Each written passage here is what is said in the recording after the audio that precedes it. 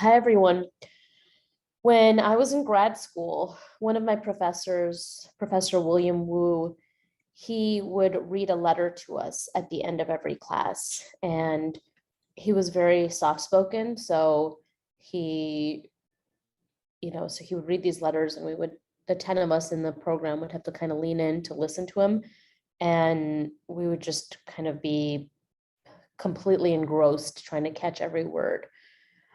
I'm going to try something that is similar and basically write a letter to you at the end of most of my classes and read them to you. I'm not sure if mine are going to be quite as engrossing as his, but I'll try. And I'm hoping that I can address what we're talking about in class or something from my background, open up to you about something from my background that may show something that's useful or teach us something that's useful. So I'm going to go ahead and kick it off. I didn't have time to read this letter to you at the end of last week, at the end of the last class. So I'm just going to do it now as part of our asynchronous assignment, and expect one of these every week. Before I begin, just a quick note about my professor. His name, like I said, is Bill Wu, and he has since passed, but he basically took all of his letters that he wrote to us and he turned them into a book. And I treasure having that, having some of his words of wisdom, especially since he's passed and I can't actually talk to him now. So he's very inspiring. He was the first non-member of the Pulitzer family to be publisher of the St. Louis Post-Dispatch and the first Asian American editor of a major metropolitan newspaper in this country. So pretty impressive guy, and was very thankful to have him as a professor. So this is kind of in honor of him. All right, so here's my first letter.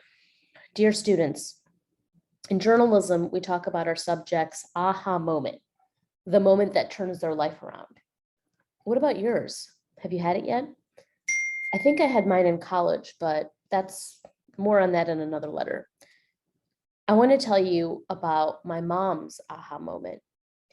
She didn't have a college degree, so she worked in a factory, busting her butt like everyone else. And her friend Rita, a mentor of hers, a mentor and a friend, told her one day, "Child, you don't belong in the factory. You belong in the office." She suggested that my mom take community college classes.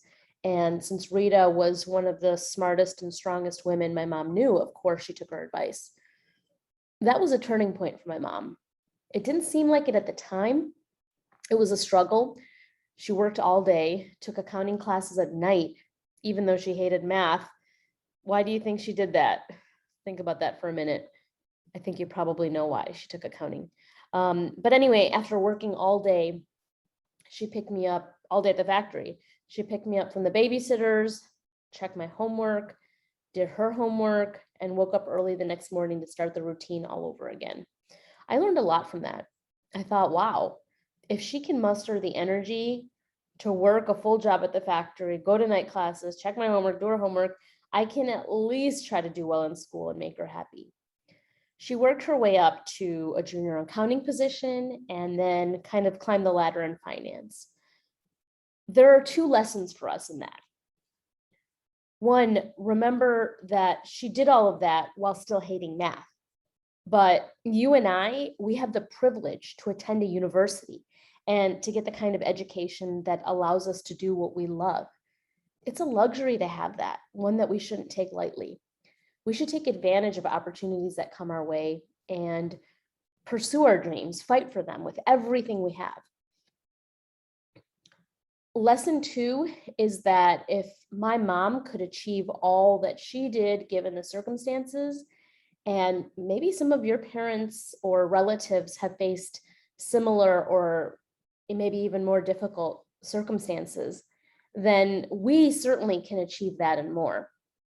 That attitude helped me achieve a successful 15-year career as a journalist and as an investigator reporter during that time, with 15 plus honors and awards under my belt. And now as a professor whose students regularly produce outstanding award-winning work. It's not magic. It's a simple formula. Believe in yourself, push through obstacles, and seize opportunities with your whole heart. If she can do it, I can do it. And if I can do it, you can do it.